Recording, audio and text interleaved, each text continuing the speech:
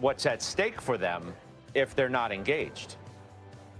That's right. And we know 80% of fund managers are trailing their respective benchmark this year. It's the worst in almost 25 years. So, and now they're given two things to work with. One is that seasonally, November's a good month, so it should be a positive month. And as far as earnings go, and you guys had a conversation about it earlier today, margins have been improving despite tariffs. And so it's showing you that companies, I think, using AI are able to expand profit margins. That's actually a pretty good tailwind because the tariff headwinds are fading, but the benefits from AI margin benefits are still going to grow.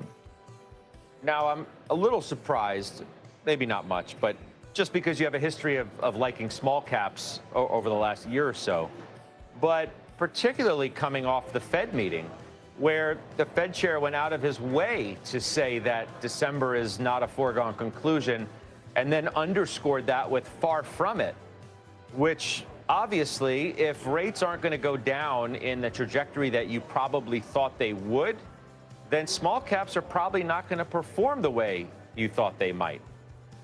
Yeah. One thing to keep in mind is that, if you look at Fed Fund futures, it's still projecting a cut in December. I think Fed Chair Powell in his statements did give you a window for why it's possible. One is he did acknowledge that inflation's effect from tariffs is less than they expected. And despite a lot of Fed governors talking about inflation widening, that's not the case. When you look at the CPI report in September, it was the highest percentage of components, 54%, that were in outright deflation. So in fact, inflation is falling like a rock. And the second was he acknowledged that rates aren't accommodative. They're just less restrictive.